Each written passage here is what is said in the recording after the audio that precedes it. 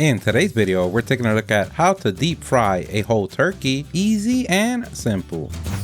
This is so easy, anyone could do. Everything that we use on the video, we're gonna leave the link on the description. Don't forget to like the video and subscribe. That does help us out a lot, thank you. The good thing about this technique is that not only it frees up space on the oven, it's also a very simple process. Plus the most important thing, you would have juicy, great tasting turkey. And remember, you can also use this technique for any other type of poultry. So the first thing that you wanna do is verify that your turkey is dead. Once you verify that, you're ready for the next step, and that is throwing out your turkey. Unless you bought it on frozen, in that case, we salute you. You're a step above the rest of us. And according to the USDA, it recommends that we do that on the refrigerator. 1 day per 4 to 5 pounds of weight of turkey. And if you want to speed up that process, what we like to do is take out the basket from the vegetables at the bottom and place them in that area. Or you can do it the old-fashioned way, which is the fastest way, on the sink. No matter which technique you use, you are the king, queen, both or none of your castle. Just don't let your significant other, spouse, partner, friend, family member know, because the last thing you want is to lose your kingdom the same day you declared it. And that's a pro tip. Now that we verify that our turkey is dead and unfrozen, we're ready for the next step. And what we want to do is remove all the parts from inside of the bird and any extra skin or fat that we want to remove. And remember, all these parts we can use for the gravy. If you want to check out our video on great homemade gravy and easy, we'll leave a link on the description. And we also want to make sure that we remove any plastics like the pop-up doneness gauge on the turkey, or sometimes the zip tight looking apparatus that holds the turkey legs in place. Because a pro tip, the last thing you want on hot oil is plastic. And then looking at your guest with that face that no matter what they do, that flavor is not leaving with water. And now that your turkey got a facelift, we're ready for the next step. And what we like to do before we season our bird is to pull away the skin from the meat. And we do this to make it easier to season later on. And now we've gotten to a fork on the road. And on the pre-seasoning steps, you can choose to snip the wing tips or to leave them on. We'll show later on how we like to tie the bird before placing it in the oil. And now that your bird has gotten pampered, went through surgery, we're finally ready to season the bird. And we like to use the dry brine method. It avoids using big containers, water, more space on your refrigerator, and we also feel that we get better tasting turkey. And what we like to do is 1 tablespoon of salt per every 6 to 7 pounds. And we want that same amount of black pepper. And this particular bird weighs 15.76 pounds. So that means we're going to use 2.5 tablespoons of salt and 2.5 tablespoons of pepper. And because we want to get maximum tip, we want to get every nook and cranny space available. That deep tissue massage this bird is going to get envy through years and years to come. Show the world why they say you have the magic. Always remember to use both arms for an even pump. And remember, the most important thing, we want to get the salt and pepper under the skin. Every nook and cranny we can get is gonna assure us the best tasting turkey. Now that your turkey's sleeping after that massage, we're ready to take our victim to the torture room. I mean to the refrigerator, so the seasoning could penetrate all the way to the last fiber of that bird. And we want to do that to a minimum of 4 hours to 24 hours, or you can even go 48 hours. But we notice overnight is good enough, so just doing it the day before is the way to go. But if you're strapped on time, 4 hours does the trick. But if you want, don't even season it at all. Just throw some gravy on it, call it a day, and don't even cook the turkey. Why have turkey anyways? Just show them the empty gas grill. That should be suffice. I mean, let's get back to the video. And remember, you can use any container to place your bird to season on the refrigerator. You can use a big soup pot. You can even use a pan and wrap it with cling wrap, aluminum foil. You can use a bag. Just make sure you don't use a scented bag. No matter what utensil you use, that seasoning is gonna penetrate. As you can see, our bird has taken a pinkish, tighter skin look, meaning our seasoning has penetrated and we're gonna have a great tasting turkey. And now that we showed the world our plastic surgery skills, we're ready for the next step, and that is torturing our bird. I mean, injecting our bird. And to make sure that we get the best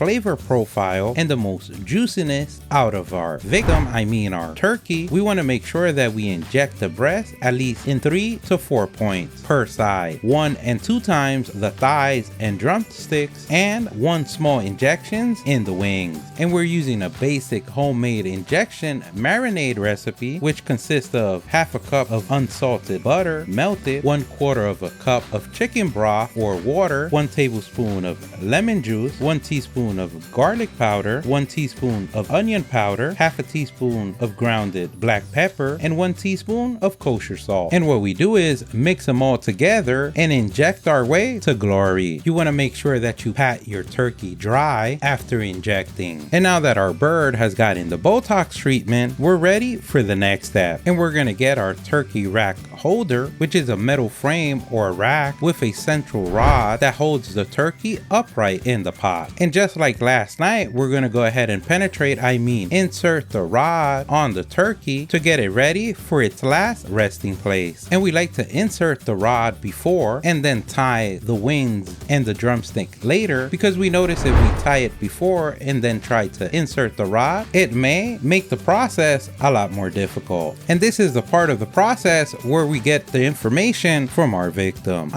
from our turkey. And what we're going to take is some butcher twine and wrap it around one wing, then wrap it on the other wing, and then make a double knot in the middle. We make sure to cut off any excess of rope, and then we turn our bird around and do the drumsticks. We use the same technique. We tie one drumstick, make a knot, then go to the other drumstick, tie it and make a knot, and then make a central double knot in the middle. And then we finish off by cutting any excess of the rope. And now that our bird is not going anywhere and we finished all the prep work on our turkey, we're ready to start the essentials list. And what we think the most important thing is on that list is a thermometer, because if we want to get the juiciest turkey you ever had, we want to make sure that we get an internal temperature on the breast from 155 degrees Fahrenheit to a maximum of 165 degrees Fahrenheit, which ranges from 68.3 Celsius to a maximum of 73.8 Celsius. And the pro tip, when inserting the thermometer on your bird, you don't want to hit the bone. If you notice you hit the bone, then you want to pull back a little bit so you stay on all meat. We're also going to need a thermometer for our oil, which is usually included on our kit, and that is because our target goal for the oil's temperature is 325 degrees Fahrenheit or 162.7 degrees Celsius. And now we're ready for our second round of essentials, and that is safety, because the last thing you want on a clear sunny day is to die. The first thing that we recommend is a high heat resistant oil and grease protector with secure grip and forearm coverage gloves. And we say that because we love you and we don't want the Freddy Krueger look for you. Next, we want a long lighter so you can ignite the flame without injury, or if using a match, you want to use a long match holder. In this particular case, it's already included in the kit. Another thing we want to have close by is a hose. And a pro tip, when we mean a water hose, we want it connected to a working faucet in case of emergency. Not to turn off the oil fire, but in case the fire spreads, aka all sorts of pain. And that gets us to the last thing on the list. You want to have close a fire extinguisher, and you also want to make sure that that extinguisher is rated for kitchen fires, which include oils and grease. And now that we got the safety essentials out the way, we're ready for the necessary things. And the first thing that tops the list, other than yourself, is the oil. And we want to get a high heat oil, which basically means it can handle high heat, usually ranging from a minimum of 325 degrees to 350 degrees Fahrenheit, which is a minimum of 165 to 175 Celsius. And usually the preferred oil of choice for this is peanut oil. Then second, canola oil. Third, we can use corn oil, or even a blend like this one, which is peanut oil and canola oil. And when knowing how much oil you need, you can always take a look at the fill line on the pot. pot. You're going to see the markings for maximum and minimum, which are located both on the outside and inside of the pot. If you don't know how much oil you're going to need, you can always take your turkey before seasoning, and that is a pro tip. Place it in the pot and then fill with water. Remove the turkey. Make sure that all the water is drained in the pot when removing the turkey, and whatever water is left on the pot, that's the amount of oil that you would need. You can always take a ruler or a piece of paper and a pen and mark the location for future reference. And a pro tip, you want to make sure that you don't mark the pot, and that's a pro tip. And another thing that you want to take in consideration is the size of your pot. Let's say a 30-quart pot usually can handle a bird from 12 to 16 pounds, and anything under that weight, usually needing about 3 gallons of oil. And remember, this is a reference and also varies by manufacturer.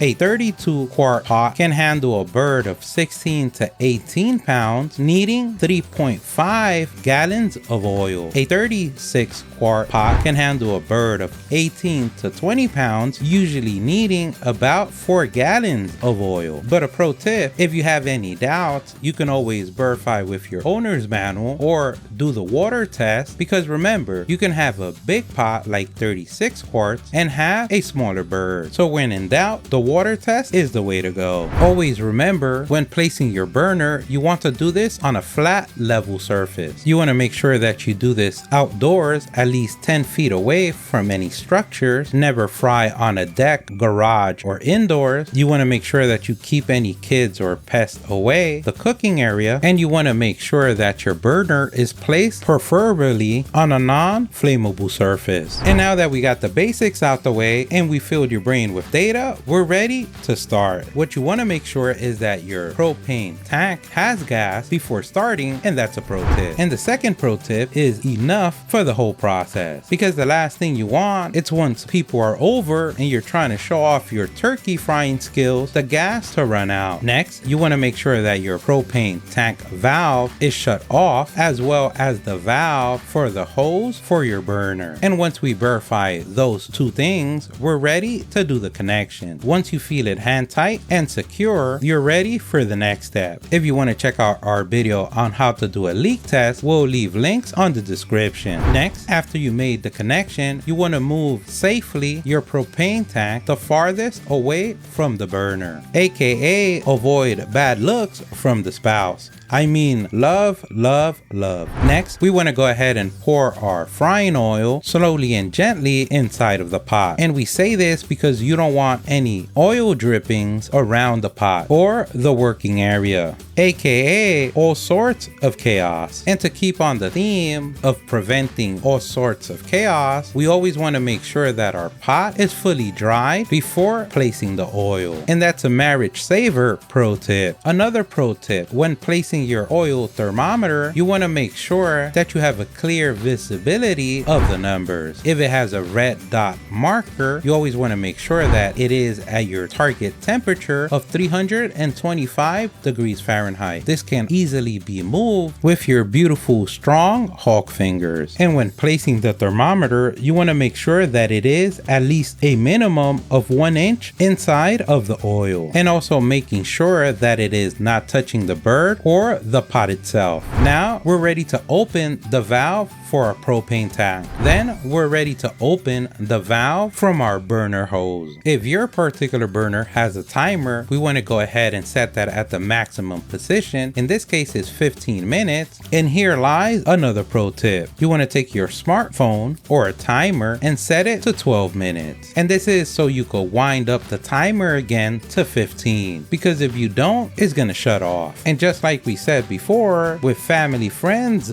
gathered over, you know where this is going to. But we believe in you, Grasshopper. We do. And now that we dotted our I's and crossed our T's, we're ready to start. We're gonna take our lighter and place it over our burner where the flames are going to come out through. Always remember, you can use a match. We want to go ahead and have our match or lighter on. Then we want to go ahead and press and hold our reset/safety valve button. Once we notice that the flame turns on, then we must hold the button pressed for a minimum of 10 seconds and then we let go. In this particular system, it's a safety feature, which in this case, what this does, it keeps the gas from flowing if there's no flame. So if you notice where the flames come out the burner, there's a thermocouple safety valve that if it noticed no flames, then it would shut off the system, not letting any gas pass through. In other propane burners, this button can be an igniter switch, avoiding the need for a lighter or a match. Now, another pro tip, you always want to make sure that the flame does not go around the pot and over, because if any oil drips on the flame on the side of the pot, it might be a fire hazard. So keeping the flames under the pot is the way to go. And now that we have our pot on our burner, the oil inside the pot, and our oil thermometer placed in, we're ready to watch paint dry. I mean, here comes the waiting game. Once we notice that we reach our desired temperature, 325 degrees Fahrenheit or 162.7 Celsius, and remember, when homemade, it doesn't have to be perfect. 326, 327, you're close enough. Once you bring the bird in, the temperature is going to drop anyway. The most important thing, that it is made with love. So just remember that when you see the faces of your loved ones eating and it's not looking good. Love, love, love. And what we like to do once we reach the desired temperature is turn off our burner. And what this does is provide us the best chances of surviving another sunny day. Once the burner is off, now comes the moment of truth. We're gonna slowly lower the turkey in the oil. Always remember, the slower the better. Always remember to have your safety gloves when inserting the turkey. And the technique that we like to use when lowering the bird is, if we notice that the oil rumbling starts picking up, we slow the momentum. Once it settles, we drop it a little bit more down. And we keep doing that until we notice that the bird is fully submerged on oil and it touches the bottom. Always make sure that the rack touches the bottom, because you don't want to let go of the turkey and still have a drop left to the bottom. Now you're going to notice that from the top hole of the turkey is where the most rumbling and oil splashing is going to come out from. That's why having the correct pot size and oil level as well as turkey size is the way to go. You never want to place a wet turkey inside of the oil. Once we have our bird fully submerged, we can go ahead and turn back on our flames. And remember, you can always adjust with your knob regulator how much flames you want. So basically what this means is, if your temperature is too high, you can always lower the flames for it to cool down using the knob regulator, or if you notice your temperature is too low, you could increase the flames using your knob regulator. And now comes the waiting game again. We're gonna wait until our bird reaches an internal breast temperature of 155 degrees Fahrenheit minimum to a maximum of 165 degrees Fahrenheit. And we like to choose 155 in our case because after you remove the turkey, it would still cook for an additional 20 minutes as it rests. And at this temperature, it would take 3 to 4 minutes per pound, meaning at 3 minutes, about 47 minutes, and at 4 minutes, about 63 minutes. 1 hour and 3 minutes. Another pro tip, you want to make sure that you have your drying rack or your resting rack a couple of feet close by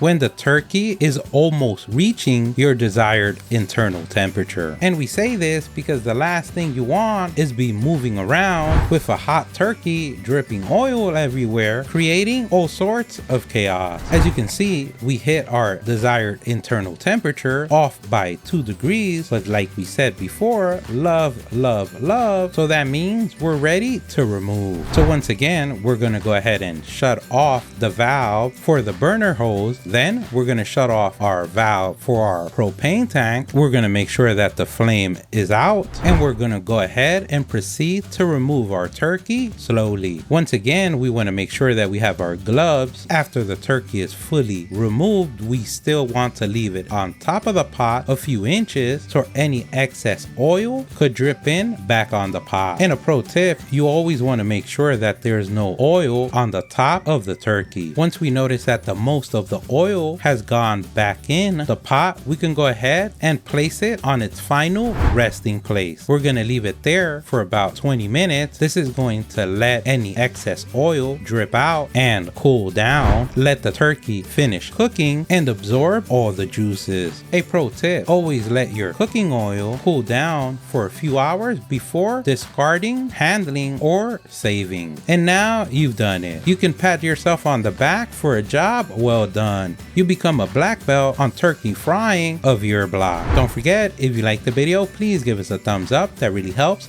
If you have any questions, place them in the comment section below. Either someone on the StatUpBox team or someone on the YouTube community can help you out with an answer. Don't forget to subscribe, follow us on social media. Thank you for watching, and here's a link to our latest video.